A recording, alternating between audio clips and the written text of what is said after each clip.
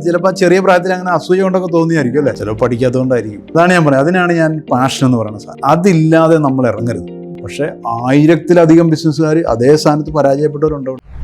The 1 minute ഷോയുടെ 1 മിനിറ്റിൽ തീരാത്ത വിശേഷങ്ങളുമായി ബിയോണ്ട് ദ 1 മിനിറ്റിലേക്ക് എല്ലാവർക്കും സ്വാഗതം.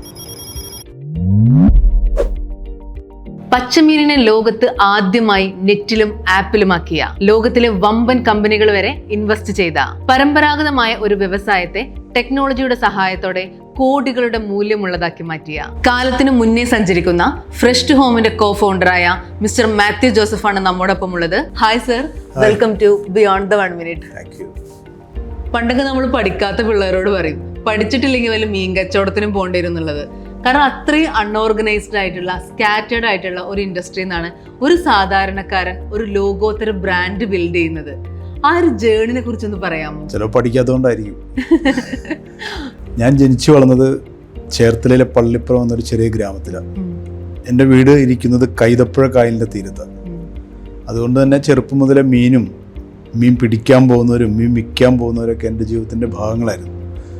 അതുകൊണ്ട് മീൻ എൻ്റെ ജീവിതത്തിൽ എനിക്കിഷ്ടപ്പെട്ടൊരു വിഷയമായി നേരത്തെ തന്നെ മാറിയായിരുന്നു. പിന്നെ ഒരു ബിസിനസ്സുകാരനാകണമെന്നൊരു മോഹം കുഞ്ഞുനാളിലെ ഉണ്ടായതാണ്. കാരണം എൻ്റെ നാട്ടിലെ ബിസിനസ്സുകാരന് മാത്രമേ അന്ന് കാറുണ്ടായിരുന്നുള്ളൂ. കുറേ ഉദ്യോഗസ്ഥന്മാരൊക്കെ ഉണ്ട്, കുറേ ജോലിക്കാരുണ്ട്. പക്ഷെ അവർക്കൊന്നും ഇല്ലാത്ത കാറും അവർക്കൊന്നും കിട്ടാത്ത ബഹുമാനവും എൻ്റെ നാട്ടിലെ ആ ബിസിനസ്സുകാരന് കിട്ടുന്നുണ്ടായിരുന്നു. അതുപോലെ ആവണമെന്ന് ആഗ്രഹം. അപ്പോൾ അതുകൊണ്ട് ഞാനും അങ്ങനെ ആകണമെന്ന് കുഞ്ഞുനാളിലെ ആഗ്രഹിച്ചു പോയതാണ്. അങ്ങനെയാണ് ബിസിനസ് ലോകത്തേക്ക് ഇറങ്ങാനുണ്ടായ ഒരു തീരുമാനം കൊച്ചിലെ ഉണ്ടായത്. പിന്നെ എന്തിലിറങ്ങും എന്ന് പറഞ്ഞാൽ എനിക്കറിയാവുന്ന ബിസിനസ്സും എനിക്കിഷ്ടമുള്ള ബിസിനസ്സും എന്ന രീതിയിൽ എൻ്റെ ജീവിതവുമായി ബന്ധപ്പെട്ട ഒരാൾ എന്ന നിലയിലാണ് ഞാൻ മീൻ കച്ചവടത്തെ കണ്ടത്. പക്ഷേ എനിക്ക് സ്വന്തമായിട്ടൊരു ബിസിനസ് തുടങ്ങാൻ പറ്റുന്നൊരു സാമ്പത്തിക സാധ്യതകളുള്ളൊരു കുടുംബത്തിലല്ല ഞാൻ ജനിച്ചു വളർന്നത്. അതുകൊണ്ട് എനിക്കൊരു ചെറിയ ബിസിനസ് തുടങ്ങണമെങ്കിൽ പോലും കുറച്ച് എന്തെങ്കിലും ഒരു മൂലധനം വേണം. അതുകൊണ്ട് ഞാൻ ആദ്യം ജോലിക്ക് കയറി, ജോലി കഴിഞ്ഞിട്ടാണ് ഈ ബിസിനസ്സിലേക്ക് വരുന്നത്. ഭയങ്കര ഒരു മീൻ പ്രേമിയാണ് അല്ലേ?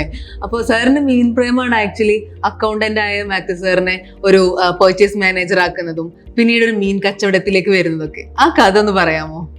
ഞാൻ പറഞ്ഞില്ല, ഞാൻ കൈതപ്പുഴക്കാലിൻ്റെ തീരത്തായിരുന്നു. അപ്പോൾ എൻ്റെ വീടിൻ്റെ ഒരു ഭാഗം മുഴുവൻ ഈ രാത്രിയിൽ മീൻ പിടിക്കാൻ പോകുന്ന ചേട്ടന്മാരും അവർ രാവിലെ തിരിച്ചു വരുമ്പോൾ ആ മീൻ ചട്ടിയിലും കൊട്ടയിലും ഒക്കെ ആക്കിയിട്ട് ചരുവത്തിലേക്ക് ആക്കി വിൽക്കാൻ പോകുന്ന ചേച്ചിമാരും അടങ്ങുന്ന ഒരു സമൂഹമാണ് എൻ്റെ വീടിൻ്റെ ഒരു സൈഡിൽ. പിന്നെ എൻ്റെ അമ്മച്ചി ഉണ്ടാക്കി തരുന്ന നല്ല മീൻ കറിയുണ്ട്. അതിൻ്റെ രുചിയെ കൂടി കൂട്ടി ഞാനൊരു മീൻ പ്രേമി ആയിപ്പോയി. ഇപ്പോഴും മീൻ എന്ന് പറയുമ്പോൾ വെള്ളം ഊറുന്നുണ്ട്. അങ്ങനെ അക്കൗണ്ടന്റ് ആയിരുന്നല്ലോ. ഞാൻ കമ്പനിയിൽ അക്കൗണ്ടന്റ് ആയിരുന്നു. അക്കൗണ്ടന്റ് സാധാരണ 5 മണിയാകുമ്പോൾ നമുക്ക് പോകാം. പക്ഷെ ആ ഫാക്ടറിയിൽ തന്നെ പ്രോസസ്സിങ്ങുകളുണ്ട്. അവിടെ ഇങ്ങനെ ആയിരക്കണക്കിന് മീനും സ്കുഡ്, കട്ടിൽ ഫിഷൊക്കെ ഇങ്ങനെ വന്ന് മറിയുവാണ്, ചെമ്മീനൊക്കെ. അപ്പം ഞാൻ 5 മണി കഴിഞ്ഞ് നേരെ അതിനകത്ത് ആരും പറഞ്ഞിട്ടല്ല, കമ്പനിയോട് അങ്ങനെ നിർബന്ധിച്ചിട്ടില്ല. എനിക്ക് അതിനോടുള്ള ഇഷ്ടം കൊണ്ടാണ്. പിന്നെ ഞാൻ താമസിക്കുന്ന കമ്പനി എനിക്ക് റൂം തന്നിട്ടുണ്ട് കമ്പനിയുടെ അടുത്ത് തന്നെ. അപ്പം ഞാൻ നേരെ പ്രോസസ്സിംഗിലേക്ക് കയറും. രാത്രി 1 മണി 2 മണിയാകുമ്പോൾ നല്ല മീൻ്റെ കുറച്ച് മണമൊക്കെ ആയിട്ട് റൂമിൽ പോയി കിടക്കുമ്പോൾ ഒരു സുഖമല്ലേ. അങ്ങനെയായി 2 വർഷം ഞാൻ അതേ ജോലി ഇങ്ങനെ തുടർന്നുകൊണ്ടേ ഇരുന്നപ്പോഴാണ് എൻ്റെ MD പറഞ്ഞത്, അത് കണക്കെഴുതാൻ ഒത്തിരി ആൾക്കാരെ കിട്ടും, പക്ഷെ മീനിനെ ഇഷ്ടപ്പെടുന്ന ആളെ കിട്ടാൻ വലിയ പാടാണ്. അതുകൊണ്ട് മാത്യുവിനെ ഞാൻ അസിസ്റ്റന്റ് മാനേജർ പർച്ചേസ് ആക്കുമെന്ന് പറഞ്ഞു. അവിടെ നിന്നാണ് ഞാൻ ആ ഒരു വേറൊരു ഫേസിലേക്ക് വരുന്നത്. കുറേ യാത്രകൾ ചെയ്യുന്നതും പല കടപ്പുറത്തേക്ക് പോകുന്നതും ഒക്കെ. ഞാൻ ആ പർച്ചേസ് ഡിപ്പാർട്ട്മെന്റിലേക്ക് വന്നു കഴിഞ്ഞിട്ട് പിന്നെ എൻ്റെ തൊഴിൽ തന്നെ യാത്രകളായിരുന്നു. ഇന്ത്യയിൽ അങ്ങ് കൽക്കട്ട മുതൽ ഇങ്ങ് ഗുജറാത്ത് വരെയുള്ള എല്ലാ കടപ്പുറങ്ങളും ഞാൻ കയറി ഇറങ്ങിയിട്ടുണ്ട്, നടന്നു പോയിട്ടുണ്ട്, എല്ലായിടത്തും, എല്ലാ കടപ്പുറങ്ങളും. ഇപ്പോഴും എൻ്റെ ഒരു ആത്മബലവും അല്ല എൻ്റെ ഒരു അസറ്റ് എന്ന് പറയുന്നത് ഏതെങ്കിലും കടപ്പുറത്ത്, ഇപ്പോൾ ഞാൻ വേണ്ട, നിങ്ങൾ ആരെങ്കിലും ചെന്നിട്ട് അറിയുമെന്ന് ചോദിച്ചാലും മതി, ഏതെങ്കിലും കടപ്പുറത്ത് ഞാൻ ചെന്നാൽ മാത്യു അല്ലെ മാത്യുസാരെ എന്ന് വിളിക്കുന്ന ഒരാളെങ്കിലും ഉണ്ടാകുമെന്നതാണ് എൻ്റെ ഏറ്റവും വലിയ മൂലധനം. ആ സൗഹൃദം എനിക്ക് കിട്ടിയത് ആ കമ്പനിയിൽ നിന്നുള്ള യാത്രകളിലാണ്. അപ്പം സാറ് പിന്നെ എപ്പോഴായിരുന്നു മീൻ കച്ചവടത്തിലോട്ട് വന്നത്? അതിൻ്റെ ഫസ്റ്റ് സ്റ്റെപ്പ് എന്തായിരുന്നു? ഞാൻ ആ കമ്പനിയിൽ 11 വർഷം ജോലി ചെയ്തു. ഞാൻ ചെല്ലുമ്പോൾ കമ്പനി ഒരു ചെറിയ പാർട്ണർഷിപ്പ് കമ്പനിയായിരുന്നു. പിന്നീട് അത് പ്രൈവറ്റ് ലിമിറ്റഡായി, പിന്നെ പബ്ലിക് ലിമിറ്റഡായി. അങ്ങനെ സ്റ്റോക്ക് എക്സ്ചേഞ്ചിലൊക്കെ ഷെയർ ഇഷ്യൂ ചെയ്ത വലിയ കമ്പനിയായി മാറി. എങ്കിലും ഈ ബിസിനസ്സുകാരനാണോ എന്നുള്ള സാധനം ഉള്ളിൽ കിടന്ന് കത്തുമല്ലേ. അപ്പോൾ ഒരു പരിധി കഴിഞ്ഞ് ഏത് മനുഷ്യനും നമ്മുടെ ആഗ്രഹം പിന്നെ പിടിച്ചു നിൽക്കാൻ പറ്റിയത്. അങ്ങനെ ഞാൻ കമ്പനിയോട് ഞങ്ങൾ പറഞ്ഞിട്ട് ഞാൻ അവിടെ നിന്ന് ഇറങ്ങുവാണ് സ്വന്തമായിട്ട് തുടങ്ങാനായിട്ട്. അങ്ങനെ ഇറങ്ങുമ്പോൾ അരൂരാണ് ഈ ചെമ്മീൻ കമ്പനികളെല്ലാം കൂടിയുള്ള സ്ഥലം അരൂരാണ്. അപ്പോൾ അവിടെ ഒരു ബിസിനസ്സുകാരനാവണമെന്ന് വെച്ചാൽ അന്ന് ചെയ്യാവുന്ന ഏറ്റവും ആദ്യത്തെ പണി എന്ന് പറഞ്ഞാൽ ഈ എക്സ്പോർട്ടിങ് കമ്പനികൾക്ക് മീനുകൾ സപ്ലൈ ചെയ്യാം, ചെമ്മീനും മീനൊക്കെ സപ്ലൈ ചെയ്യാം. അങ്ങനെ സപ്ലൈ ചെയ്യാൻ വേണ്ടിയിട്ടാണ് ഞാൻ ഇറങ്ങുന്നത്. അങ്ങനെ ഇറങ്ങുമ്പോൾ എൻ്റെ കയ്യിൽ ആകെ ഉള്ളത് 15,000 രൂപയേ ഉള്ളൂ. അപ്പോൾ ഞങ്ങളുടെ അവിടുത്തെ ഒരു സിസ്റ്റം എന്ന് പറഞ്ഞാൽ ഒരാഴ്ചയെങ്കിലും അടുപ്പിച്ച് നമ്മളൊരു കമ്പനിയിൽ സപ്ലൈ ചെയ്താൽ മാത്രമേ നമ്മളൊരു ഒഫീഷ്യൽ സപ്ലയർ ആകുള്ളൂ. ഒരാഴ്ച ഞാൻ ഈ 15,000 രൂപ കൊണ്ട് നെയ്മീൻ എടുക്കാൻ പോയെന്നാൽ ഒരു ദിവസമെങ്കിലും തികയല്ല, ചെമ്മീൻ എടുക്കാൻ പോയാലും തികയല്ല. അപ്പോൾ ഞാൻ നോക്കിയിട്ട് ഇതിന് ഏറ്റവും പറ്റിയ സാധനമായിട്ട് കണ്ടുപിടിച്ചത് കക്കയിറച്ചിയാണ്. അന്ന് കക്കയിറച്ചിക്ക് 15 രൂപയുള്ളൂ. അപ്പോൾ ഞാൻ ചേർത്തലയിലെ മുഹമ്മ എന്ന സ്ഥലത്ത് പോയി ഒരു കക്കയിറച്ചി ഉണ്ടാക്കുന്ന പിടിച്ചുകൊണ്ട് വന്ന് പുഴുങ്ങിയും കക്കയിറച്ചി ആക്കുന്ന ഒരാളെ കണ്ടുപിടിച്ച് അവരുടെ വീട്ടിൽ ചെന്ന് അവിടുന്ന് ഞാൻ 15,000 രൂപ 1000 കിലോ കക്കയിറച്ചി എടുക്കാമല്ലോ. എനിക്ക് വേണം ഒറ്റ ദിവസം തന്നെ 2 ദിവസം കൊണ്ട് 1000 കിലോ കിട്ടും. ഞാൻ പക്ഷേ 100 കിലോ 150 കിലോ അങ്ങനെ പല പല ദിവസങ്ങളായി ഒരാഴ്ച ഒരു കമ്പനി ഞാൻ കംപ്ലീറ്റ് സപ്ലൈ ചെയ്തു. അങ്ങനെ ഞാൻ ആ കമ്പനിയുടെ ഒരു ഔദ്യോഗിക സപ്ലയറായി മാറി. അങ്ങനെയാണ് എൻ്റെ ബിസിനസ് ആരംഭിക്കുന്നത്. ഞാനൊരു കഥ കേട്ടിട്ടുണ്ട്. ഒരു പുസ്തകം വായിച്ചിട്ട് ഒരു ബിസിനസ്സുകാരനെ കാണാൻ പുറപ്പെട്ടൊരു കഥ.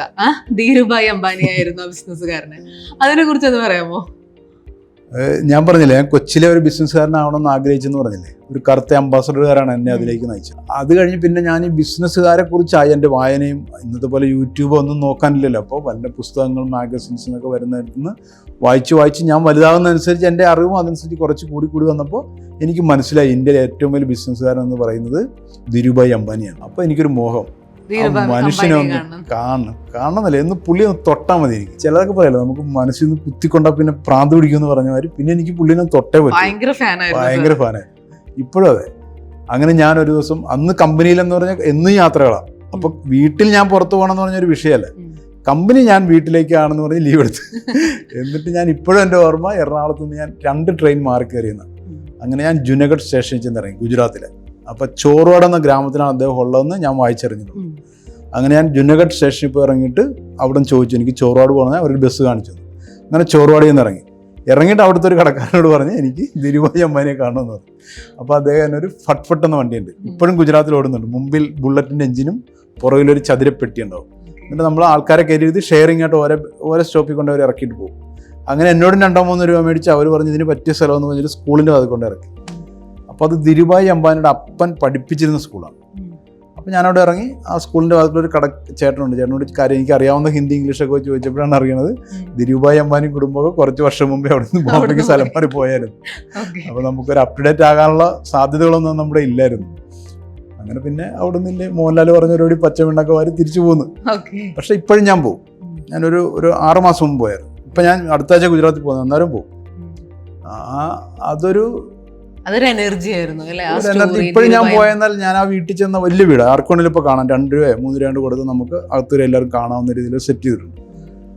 ഞാനവിടെ ചെന്ന് എപ്പോഴും തൊടുന്നത് അവിടുത്തെ മെയിൻ ഡോറിൽ ഇങ്ങനെ തൊട്ടിട്ട് ഞാൻ എന്നോട് തന്നെ പറയും, എടാ നിനക്കറിയാം ഇത് ധീരുഭായ് അംബാനി ഒരു 1000 പ്രാവശ്യം തൊട്ട സ്ഥലമാണെന്ന് പറഞ്ഞ് അവിടെ തൊടും.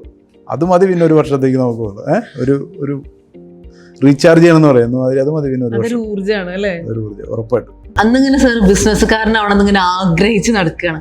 അപ്പോൾ ആ ഒരു സമയത്തുള്ള സാറിന്റെ കോൺസെപ്റ്റിലുള്ള ഒരു ബിസിനസ്സുകാരൻ എന്താണ്? ഇപ്പൊ നേരത്തെ പറഞ്ഞു അംബാസഡറുകാരന്റെ കഥ പറഞ്ഞു, അതുപോലെ എന്താണ് ഒരു ബിസിനസ്സുകാരൻ എന്നായിരുന്നു അന്നത്തെ സാറിന്റെ ഒരു കോൺസെപ്റ്റ്.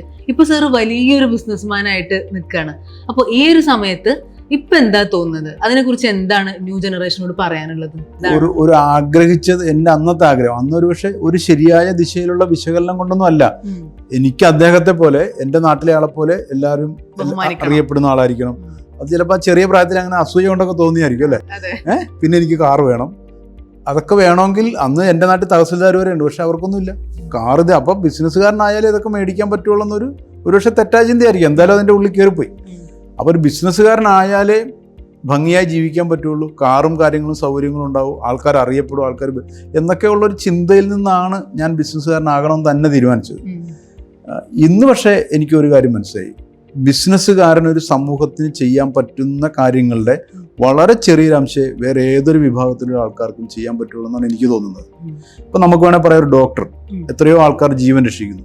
പക്ഷെ ഡോക്ടർ ഇരിക്കുന്ന ഹോസ്പിറ്റലോ അല്ലെങ്കിൽ ആ സ്ഥാപനത്തിനോ ഏതെങ്കിലും ഒന്നെങ്കിൽ ഗവൺമെന്റിന് അല്ലെങ്കിൽ പ്രൈവറ്റ് പാർട്ടി ഒരു മൂലധനം ആവശ്യമാണ് അല്ലേ. ഫിലിം സ്റ്റാർ, ഏത് ഫിലിം സ്റ്റാർ ഉണ്ടായാലും അദ്ദേഹം ഉണ്ടാകുന്ന ഏതോ ഒരു ബിസിനസ്സുകാരൻ അതിന്റെ പിന്നിൽ നിർമ്മാതാവ് നിൽക്കുന്നത് കൊണ്ടാണ്. അപ്പോൾ എപ്പോഴും ഒരു ബിസിനസ്സുകാരന് ഈ സമൂഹത്തിന് വേണ്ടി ഒത്തിരി കാര്യങ്ങൾ ചെയ്യാൻ പറ്റും. അതുകൊണ്ട് അത് മാത്രമല്ല, നമ്മുടെ ഇന്ത്യയെ പോലെ ഇത്രയധികം ജനസംഖ്യയുള്ള രാജ്യത്ത് എത്രയും അധികം ബിസിനസ്സുകാർ വരുന്നതാണ് ഈ നമ്മുടെ നാടിൻ്റെ ഒരു സാമ്പത്തിക സ്ഥിതിയുടെയൊക്കെയും നമ്മുടെ യുവത്വത്തിനുമൊക്കെ എപ്പോഴും നല്ലത്. അതുകൊണ്ട് നമ്മൾ കുനാൽ ഷാ പറഞ്ഞിട്ടുണ്ട്, നമ്മുടെ ക്രെഡിൻ്റെ കുനാൽ ഷാ പറഞ്ഞേ, നിങ്ങൾ എന്ന് ഹോളിവുഡ് ആൾക്കാരെക്കാൾ കൂടുതൽ ഇവിടുത്തെ ബിസിനസ്സുകാരെ സെലിബ്രിറ്റികളായി ആഘോഷിക്കുന്നു, അന്ന് ഇന്ത്യയുടെ നിറം മാറുമെന്നാണ് പറഞ്ഞത് അദ്ദേഹം. ഇപ്പൊ ഞങ്ങളൊക്കെ ആഘോഷിച്ചുകൊണ്ടിരിക്കുകയാണ്. അല്ല, ശരിയായി. സത്യമായിട്ട് ഞാനിപ്പോൾ എനിക്ക് തോന്നുന്നു എൻ്റെയൊക്കെ ഈ അവസ്ഥയിലുള്ള ഇപ്പോഴത്തെ ഒരു ബിസിനസ്സുകാർ കുറച്ചെങ്കിലും ആദരിക്കപ്പെടുകയും അംഗീകരിക്കപ്പെടുകയും ചെയ്യുന്നുണ്ട്. കേരളത്തിൽ തന്നെ ഒരു പ്രമുഖനായ ബിസിനസ്സുകാരുണ്ട്. അദ്ദേഹം എന്നോട് പറഞ്ഞു, എടാ ഞാനൊക്കെ ബിസിനസ് തുടങ്ങിയ കാലത്ത് ഞങ്ങൾ ബിസിനസ്സുകാരെന്ന് പറഞ്ഞാൽ അത് ആൾക്കാരെ ഊറ്റിക്കൊണ്ട് പോകുന്ന ആൾ, അവരെ ചൂഷണം ചെയ്ത് ജീവിക്കുന്ന ഒരാൾ എന്നൊക്കെയുള്ളൊരു മുഖമായിരുന്നു ഇവിടെ. ഇന്ന് പക്ഷെ ഞാനൊക്കെ, എനിക്ക് തോന്നുന്നു ഞങ്ങളൊക്കെ ഭാഗ്യവന്മാരാണ്. ആ മുഖം, ആ ചിന്താഗതി മാറി. നമ്മുടെ യുവത്വമാണെങ്കിലും സംരംഭകത്വത്തിലേക്ക് പതിയെ ജോലിക്കപ്പുറം അതിനേക്കാൾ വലുതാണിതെന്ന് സ്റ്റാർട്ടപ്പുകളും പുതിയ ബിസിനസ്സുകളുമായിട്ട് ഇഷ്ടംപോലെ പിള്ളേർ കടന്നു വരുന്നു. പണ്ട് വീട്ടുകാരുടെ വിചാരവും ആക്ച്വലി ബിസിനസ് തുടങ്ങാന്ന് പറഞ്ഞു കഴിഞ്ഞാല് അത് പൊട്ടിപ്പോവോ, നേരാവോ എന്നൊക്കെ ഉള്ള ഒരു പേടി അവർക്കും ഉണ്ട്. അതുമല്ല, അവരെല്ലാവരും, നമ്മൾ മലയാളികളുടെ പൊതുവെ നമ്മളെല്ലാവരും ഒരു എപ്പോഴും സേഫ് സോണിൽ നിൽക്കാൻ ഇഷ്ടപ്പെടുന്നവരാണ്. ഇപ്പം ഞാനൊരു മാതാപിതാക്കൾ എന്ന നിലയിൽ ഞാൻ എൻ്റെ മകൻ, എൻ്റെ മകൾ എപ്പോഴും സേഫ് സോണിലായിരിക്കണം. അവർ റിസ്ക് എടുക്കുന്ന ഒരു അവസ്ഥയിലേക്ക് പോകരുത്. അത് അവരോടുള്ള സ്നേഹം കൂടുതലുണ്ട്. പക്ഷെ ആ സ്നേഹം കൂടുതൽ ഒത്തിരി വലിയ നല്ല ആൾക്കാരെ നമുക്ക് നഷ്ടപ്പെടുത്തിയിട്ടുണ്ടെന്ന് എനിക്ക് തോന്നുന്നു. ഉറപ്പായിട്ടും അല്ലേ. ഇപ്പം ഞാനൊരു മീൻ കച്ചവടക്കാരനായി, എന്നെ എൻ്റെ അപ്പൻ ഡോക്ടറാക്കാൻ നോക്കിയിരുന്നെങ്കിൽ കമ്പൗണ്ടർ പോലും ആകിയാലായിരുന്നെന്ന് മാത്രമല്ല, എന്നെപ്പോലൊരു മീൻ കച്ചവടക്കാരൻ ഉണ്ടാക്കാവുന്ന, സമൂഹത്തിൽ ഉണ്ടാക്കുന്ന ഒരു ചേഞ്ച് ഇവിടെ ഉണ്ടാക്കാൻ എനിക്കാവില്ലായിരുന്നു അല്ലേ. അപ്പോൾ നമ്മളെപ്പോഴും നമ്മുടെ കുട്ടികളെയായാലും അവർക്കെല്ലാവർക്കും ഇവിടെ ഭയങ്കര ചാൻസുകളാണ്. പണ്ടത്തെ മാതാപിതാക്കളുടെ മുഖം നോക്കുന്ന പോലെ ഒരു ഉദ്യോഗസ്ഥനാകണം, അല്ലെങ്കിൽ ചാർട്ടേഡ് അക്കൗണ്ട് ആണോ, അല്ലെങ്കിൽ ഡോക്ടറാണോ, എഞ്ചിനീയർ ആണോ, വക്കീലാണോ എങ്കിൽ രക്ഷപ്പെടൂ എന്ന കാലമൊക്കെ മാറിപ്പോയില്ലേ. എല്ലാത്തിനും ചാൻസ് ഉണ്ട്. ഇന്നിപ്പോൾ ഹബീബിയോടെ ഇരിക്കുന്നു, ഇതിനും ഇന്നിവിടെ ചാൻസ് ഉണ്ട് ഇല്ലേ. അതുകൊണ്ടാണല്ലോ ഈ ബിസിനസ് ചെയ്യുന്നത്. എല്ലാത്തിനും ചാൻസ് ഉണ്ട്. അതൊന്നും ഒരു 10 വർഷം നമുക്ക് ആലോചിക്കാൻ പോലും പറ്റിയല്ലേ. അതുകൊണ്ട് എല്ലാ മേഖലകളിലും ഇന്ന് ചാൻസ് ഉള്ളൊരു കാലമാണ്. അതുകൊണ്ട് നമ്മുടെ കുട്ടികൾ അവരവരുടെ കഴിവിനനുസരിച്ച് അവരവരുടെ മേഖലകൾ കണ്ടെത്തി ചെറുതായാലും വലുതായാലും ഒരു തൊഴിൽ നൽകുന്ന സ്ഥാപനങ്ങളായി ഓരോരുത്തരും മാറണമെന്നാണ് എനിക്ക് പറയാനുള്ളത്. പക്ഷെ പല ആൾക്കാരും വിചാരിക്കുന്നുണ്ട് ബിസിനസ് തുടങ്ങുന്നത് അത്ര എളുപ്പമുള്ള ഒരു കാര്യമാണോ. ഞാൻ പഠിച്ചത് ഞാൻ പറയാം, ഒരു ബിസിനസ് തുടങ്ങാൻ പലരെ കൊണ്ടും പറ്റും, ഒരു ബിസിനസ് പൂട്ടാൻ എല്ലാവരെ കൊണ്ടും പറ്റും. പക്ഷെ ഒരു ബിസിനസ് കൊണ്ടു നടക്കാൻ അത് ചിലരെ കൊണ്ടേ പറ്റും. ആ ചിലരിലേക്ക് ആയാൽ മാത്രമേ പിന്നെ നമുക്ക് വളർച്ചയുണ്ടാവൂ. അതായത് ഒരു ബിസിനസ്സുകാരനാകാനാണ് നിങ്ങൾ വരുന്നതെങ്കിൽ 1-2 കാര്യങ്ങൾ നിങ്ങൾ ഉറപ്പിച്ചിട്ട് അതിനകത്തേക്ക് ഇറങ്ങാവുള്ളൂ. ഒന്ന്, റിസ്ക് എടുക്കാനുള്ള മനസ്സാണ്. റിസ്ക് എടുക്കാനുള്ള മനസ്സില്ലാത്തവന് ഈ പണിക്ക് ഇറങ്ങുകയേ ചെയ്യരുത്. 2, ഏതറ്റം വരെയും താഴാൻ നമ്മൾ തയ്യാറായിരിക്കും. പിന്നെ കഠിനാധ്വാനത്തിന് തയ്യാറായിരിക്കും. ഇപ്പം ഞാൻ മീൻ കച്ചവടക്കാരൻ, ഞാൻ 3 മാസം എൻ്റെ ബിസിനസ് തുടങ്ങിയ കാലത്ത് ഞാൻ എൻ്റെ അരൂരുള്ള ഒരു കടത്തിനെ കിടന്ന് തുടങ്ങിയിട്ടുണ്ട്, കോപ്പറേറ്റീവ് ബാങ്കിൻ്റെ. ഇപ്പം ഞാൻ പറയുമ്പോൾ എനിക്ക് വലിയ കഷ്ടപ്പാടായിട്ട്, എനിക്കതൊന്നും കഷ്ടപ്പാടായിട്ട് തോന്നിയിട്ടേ ഇല്ല. അപ്പോൾ അങ്ങനെ താഴാൻ നമ്മൾ തയ്യാറാണെങ്കിൽ മാത്രമേ നമുക്കൊരു പുതിയൊരു ഒരു കുടുംബത്തിൽ ആരും ബിസിനസ്സുകാരൊന്നും അല്ലാതെ ഒരാൾ ഇതിനകത്തേക്ക് ഇറങ്ങി വരികയാണെന്നുണ്ടെങ്കിൽ അവൻ ആദ്യം വരുന്നയാൾ ഇതുപോലെ ഒത്തിരി കാര്യങ്ങൾ അനുഭവിക്കേണ്ടി വരും.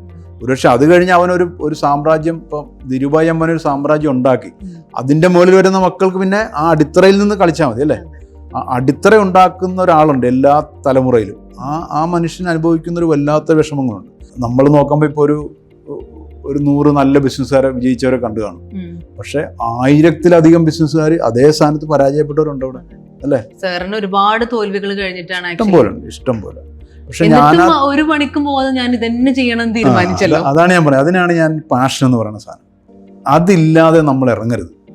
നമ്മൾ പലരും ബിസിനസ് തുടങ്ങുന്നത് ഒന്നുകിൽ ആരെങ്കിലും പറഞ്ഞു കേട്ടിട്ട്, അല്ലെങ്കിൽ വേറൊരാൾ വിജയിക്കുന്ന കണ്ടിട്ട്, അല്ലെങ്കിൽ വീട്ടുകാർ പറഞ്ഞിട്ട്, അല്ലെങ്കിൽ ബന്ധുക്കൾ, അങ്ങനെയൊന്നും നമ്മൾ ഇറങ്ങരുത്. അങ്ങനെ ഇറങ്ങിയുള്ള കുഴപ്പം ഞാനീ പറഞ്ഞില്ലേ, ഈ ബുദ്ധിമുട്ടുകളുടെ ഏതെങ്കിലും കാലഘട്ടങ്ങൾ അവൻ ഫേസ് ചെയ്തേ പറ്റുള്ളൂ, ഒരു സംശയം വേണ്ട. പ്രത്യേകിച്ച് ആദ്യത്തെ ഒരു 5 വർഷം മുമ്പേ കാണണം. എത്ര തോറ്റാലും ഞാൻ ഇതിനപ്പുറം പോയില്ല, ഇതാണ് എൻ്റെ വഴി എന്ന് പാഷൻ തിരഞ്ഞെടുക്കാൻ മാത്രമേ ഇതിനിറങ്ങാവുള്ളൂ.